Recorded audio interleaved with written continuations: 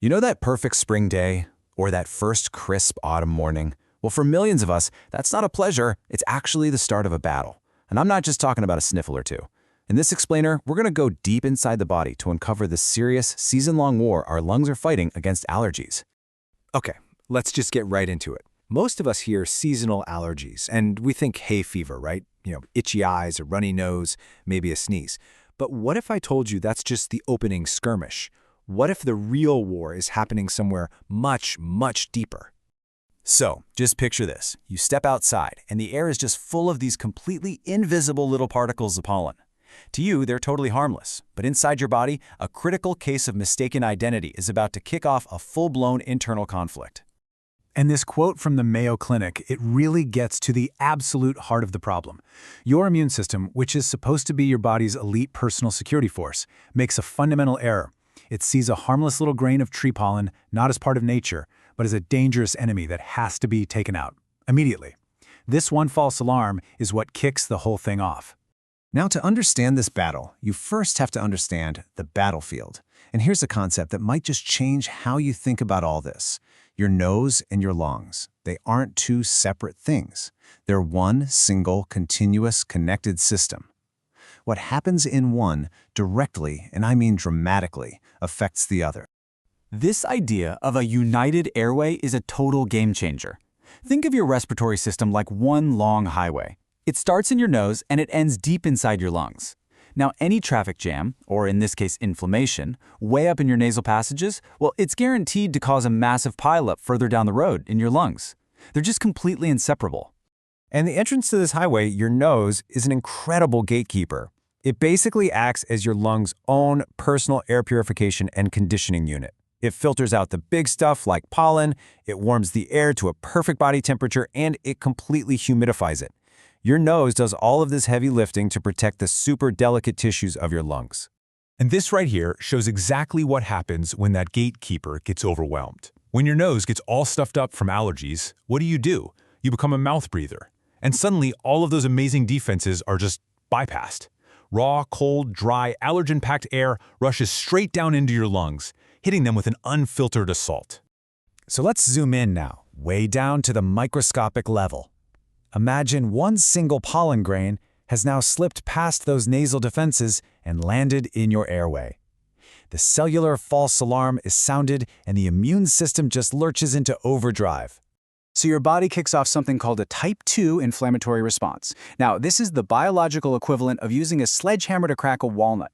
It is a powerful, heavy-duty reaction that's designed to fight off things like parasites, but your immune system mistakenly deploys it against a tiny, harmless speck of pollen.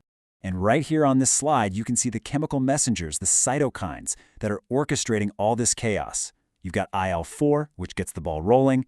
Then IL-13 ramps up mucus production, making your airways all sticky and clogged. And IL-5. IL-5 is the big one. It calls in these cells called eosinophils, which actually cause tissue damage and make your airways all twitchy and hypersensitive. And all the while, TSLP is in the background, making sure this damaging cycle just keeps on going. So with that chemical storm flooding your system, what actually happens to the lungs themselves? Well, they go from being totally fine to being under siege, facing this immediate struggle to breathe, and, even worse, the threat of long-term, permanent damage. Okay, this is a really important distinction. The bronchospasm, that's that sudden, terrifying tightening of your airway muscles, that's a symptom. But allergic asthma, that's the underlying chronic disease. It's the whole destructive package deal, the inflammation, the extra mucus, and the bronchospasms, all triggered by that one initial mistake. And here's why this matters so much, season after season. All of these repeated attacks, this constant inflammation, it leaves scars. Your lungs actually start to change permanently in a process called airway remodeling. The walls of your airways literally get thicker. And this isn't temporary. It's lasting damage that can permanently reduce your ability to breathe. And this makes the danger incredibly real. In some severe cases, people can lose up to 77 milliliters of lung capacity every single year. That's measured as FEV1, how much air you can force out in 1 second. And that loss is cumulative. It adds up. Now let's put that in perspective, okay? A person with healthy lungs, they naturally lose about 22 milliliters of function per year just from getting older. But for someone with asthma, that rate can jump to 38 milliliters a year, nearly double. And like we just saw, it can be way worse. Allergies are literally causing the lungs to age faster. So now, let's zoom out from this battle inside our bodies and look at the world around us. Because big environmental changes are actively making this fight longer, harder, and way more intense for our lungs with every single year that passes. This is just staggering. Look at this chart. As carbon dioxide in the atmosphere goes up, pollen production just explodes. In studies, when they cranked up CO2 to projected levels, ragweed plants produced nearly 400% more pollen. CO2 is literally a super fertilizer for the very plants that make us miserable. And you know, it's not just more pollen. Climate change is fueling this fire from every single angle. Warmer temperatures mean spring starts earlier and fall lasts longer, creating this huge, extended allergy season. More humidity and flooding mean more mold. Our lungs are getting less and less of a break to recover between allergy seasons. So, knowing all of this, that it's one united airway under attack from a growing threat, what in the world can we do about it? Well, we need a unified defense strategy, one that treats the whole system as a single battlefield. All right, here's your tactical plan. The most important thing here is being proactive, not reactive. You gotta start your medications before the season even hits.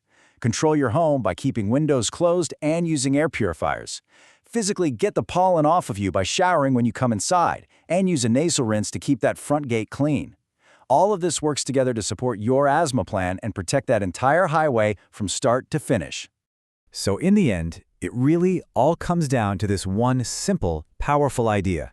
The fight isn't just in your nose, and it's not just in your lungs. It's happening along the entire united airway. So the real question you have to ask yourself is this: are you defending it as one?